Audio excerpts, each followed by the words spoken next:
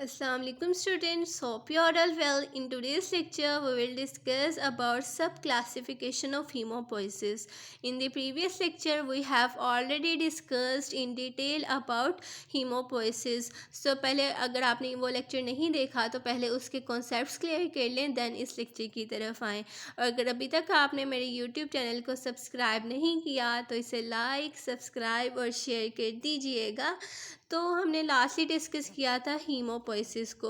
अब हीमोपोइसिस क्या होता है? हीमोपोइसिस बेसिकली एक प्रोसेस होता है जिसके थ्रू ब्लड सेल्स फॉर्मेशन होती है. We can say that it is the process of formation of blood cells. अब हमने देखा था कि ये बेसिकली स्टेम सेल्स क्या करते हैं, ये कुछ सेल्स होते हैं वो डिवाइड होकर अपने में ही कन्वर्ट हो जाते हैं और कुछ सेल्स होते हैं वो डिवाइड होकर न्यू सेल्स बनाते हैं. तो चलते हैं टॉपिक की तरफ. तो सबसे पहले हमारे पास आ जाएगा एक हीमोपोइटिक स्टेम सेल. अब ये जो बेसिकली हीमोपोइटिक स्टेम सेल्स होते हैं इनके पास एबिलिटी होती है, जैसे कि हमने प्रीवियसली बताया था, कि ये तो कुछ क्या डिवाइड होकर अपने में कन्वर्ट हो जाएंगे, कुछ आगे फर्दर जब डिवाइड होंगे तो ये डिफ्रेंशिएट हो जाएंगे आगे डिफरेंट और सेल्स में.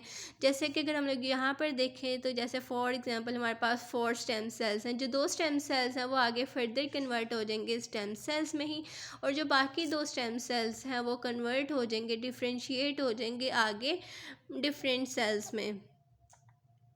जैसे कि यहाँ पर हम लोग देखें तो जैसे कि ये 2 पार्ट्स में डिफ्रेंशिएट हुआ है 2 सेल्स में. एक हमारे पास आ गया है lymphoid stem cell and the second one is myeloid stem cell.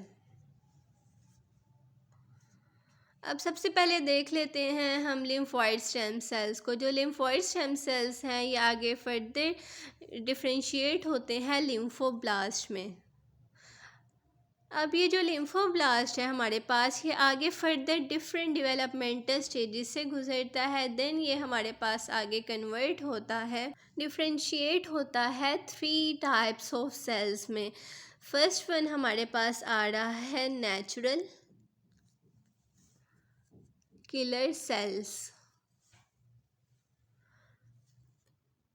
or we can say NKC, that is abbreviated as natural killer cells. Secondly हमारे पास आ रहे होते हैं B lymphocytes, और दी लास्ट हमारे पास आ रहे होते हैं T cells और T lymphocytes. अब इन नेचुरल किलर सेल्स का क्या फंक्शन होगा? इसने हमारी बॉडी में एंटर होने वाले हर बैक्टीरिया, हर पैथोजन, हर वायरस को किल करना है. जैसा कि कोई भी बैक्टीरिया वायरस हमारी बॉडी में एंटर हुआ, इसने क्या करना है, एज अ गन वर्क करना है. उसने इसको एट अ टाइम शूट कर देना, या क्या करेगा, इसको लोकेट करेगा कि ये हमारी बॉडी के किस पार्ट में, और वहाँ पर जाकर इसको किल कर देगा. तो चलते हैं नेक्स्ट हम बी सेल्स की तरफ. जो बी सेल्स होते हैं इनका रोल होता है ह्यूमोरल इम्यूनिटी में. मीन्स कि इसने क्या करना है, एंटीबॉडीज़ की प्रोडक्शन करनी है जो कि हमारी बॉडी में एंटर होने वाले वायरसेस और बैक्टीरियाज के अगेंस्ट हमारी बॉडी को प्रोटेक्ट करेगी. नेक्स्ट हमारे पास आ रहे हैं टी सेल्स और टी लिम्फोसाइट्स. अब ये आगे फर्दर क्लासीफाई हुए होते हैं 4 टाइप्स में. The first one is regulatory T cells, T cells. Secondly हमारे पास आ जाते हैं memory T cells. Third one पे हमारे पास आते हैं helper T cells. And the last one is cytotoxic T sales. अब मेनली इसमें हम लोग 2 सेल्स को स्टडी कर रहे होते हैं, हेल्पर टी सेल्स को और साइटोटॉक्सिक टी सेल्स को. जो हेल्पर टी सेल्स हैं इनको CD4 सेल्स भी कहा जाता है, जबकि जो साइटोटॉक्सिक टी सेल्स हैं इनको CD8 सेल्स कहा जाता है. जैसे कि नेम से ही पता चल रहा है, cyto means cells and toxic means कि इसने टॉक्सिक सेल्स की रिमूवल करनी है हमारी बॉडी से. कोई भी बैक्टीरिया, कोई भी वायरसेस हमारी बॉडी में आ रहे हैं या जो कैंसरस सेल्स हैं इसने उनको हमारी बॉडी से रिमूव करना है. Next come towards helper T cells, इनको CD4 सेल्स भी कहा जाता है। अब इसके हमारी बॉडी में डिफरेंट फंक्शंस होते हैं, जैसा कि इसने एक्टिवेट करना होता है बी सेल्स को, एक्टिवेट करेगा ये बी सेल्स को, जो कि फिर एंटीबॉडी की सिक्रीशन करेंगे। और इसके अलावा इसने सिक्रीशन करनी होती है मैक्रोफेजेस की, जो कि हमारी बॉडी में एंटर होने वाले माइक्रोब्स को डिस्ट्रॉय करते हैं। इसके अलावा इसने हेल्प करनी होती है साइटोटॉक्सिक टी सेल्स की, in killing target cells, cytotoxic cells और cancerous sales.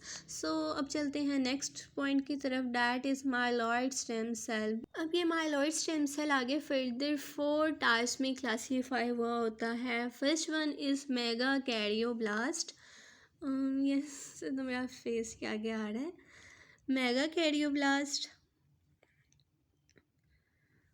The second one is pro erythroblast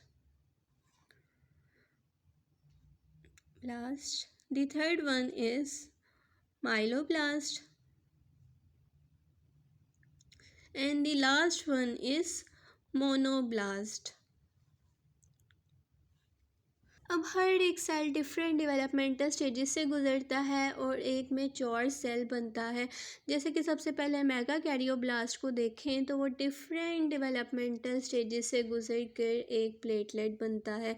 जैसा कि मेगा कैरियोब्लास्ट से सबसे पहले हमारे पास बना मेगा कैरियोसाइट, देन फर्दर इस मेगा कैरियोसाइट से हमारे पास प्लेटलेट्स की फॉर्मेशन होती है। अब देखा जाए तो मेगा कैरियोब्लास्ट हमारे पास किस तरह से नज़र आता है, ये कुछ इस तरह से नज़र आता है। अगर मेगा कैरियोसाइट को देखें तो वो हमारे पास इससे थोड़ा लार्जर होता है साइज़ में। जैसे कि आप कह लें कि इसका जो स्ट्रक्चर होता है ना, ये फ्राइड एग से रिजेंबल कर रहा होता है। जो प्लेटलेट्स होते हैं ये इस तरह से स्मॉल डिस्कॉइड लाइक स्ट्रक्चर्स होते हैं।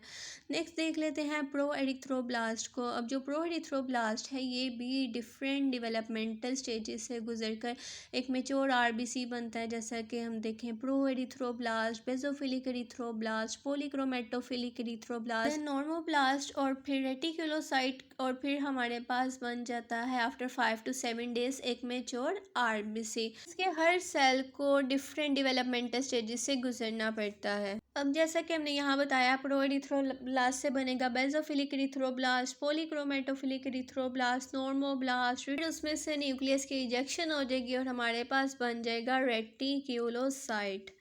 अब रेटिकुलोसाइट से बनेगा एक मेच्योर आरबीसी जिसको एरिथ्रोसाइट भी कहा जाता है, एरिथ्रोसाइट। नेक्स्ट चलते हैं माइलोब्लास्ट की तरफ। माइलोब्लास्ट आगे फिर 3 पार्ट्स में क्लासीफाई हुआ होता है। अब बाकी सेल्स की तरह माइलोब्लास्ट भी डिफरेंट डेवलपमेंटल स्टेजेस से गुजरता है, जैसे कि प्रोमाइलोसाइट, माइलोसाइट, मेटामाइलोसाइट। इस तरह हमारे पास आगे ये बनाते हैं 3 टाइप्स ऑफ सेल्स जिनको कहा जाता है ग्रेन्यूलोसाइट्स, ग्रेन्यूलोसाइट्स। अभी जो ग्रेन्यूलोसाइट्स हैं ये आगे फिर 3 पार्ट्स में आ रहे होते हैं, जैसे कि न्यूट्रोफिल्स,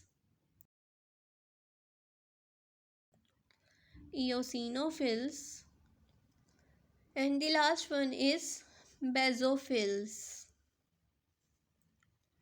अब अगर न्यूट्रोफिल्स को देखें तो वो हमारे पास कुछ इस तरह से विजिबल होते हैं माइक्रोस्कोप में। इसमें हमारे पास 3 to 5 लोब्स होते हैं। ईओसिनोफिल्स में हमारे पास 2 लोब्स होते हैं, मीन्स कि ये बाइलोब्यूलेटेड होता है और इसमें ग्रेन्यूल्स भी होते हैं, जैसे कि नेम से ही पता चल रहा है कि इसमें ग्रेन्यूल्स होंगे। अब जो बेसोफिल्स है उसमें हमारे पास एक सिंगल लोब होता है और साथ ही साथ इसमें ग्रेन्यूल्स भी होते हैं। Next come towards monoblast. अब बाकी सेल्स की तरह मोनोब्लास्ट भी डिफ्रेंशिएट होता है डिफरेंट सेल्स में, जैसा कि ये डिफ्रेंशिएट हो रहा है प्रोमोनोसाइट में, देन ये बनाता है एक मैच्योर मोनोसाइट। अब जो मोनोसाइट्स हैं ये होते हैं ए ग्रैन्यूलेटेड मीन्स उसका स्ट्रक्चर कुछ इस तरह से होता है। इसमें भी सिंगल लोब होता है लेकिन इसका जो स्ट्रक्चर है वो बेसोफिल्स के साथ रिजेंबल कर रहा होता है, लेकिन जो बेसोफिल्स हैं उसमें ग्रैन्यूल्स होते हैं, जबकि जो मोनोसाइट है वो ए ग्रैन्यूलेटेड होता है, उसमें कोई ग्रैन्यूल्स नहीं होता। So I think so that's enough for today, so practice it. In the next lecture we will discuss all these cells with their developmental stages in detail, so stay tuned for the next lecture. Tada, Allah Hafiz.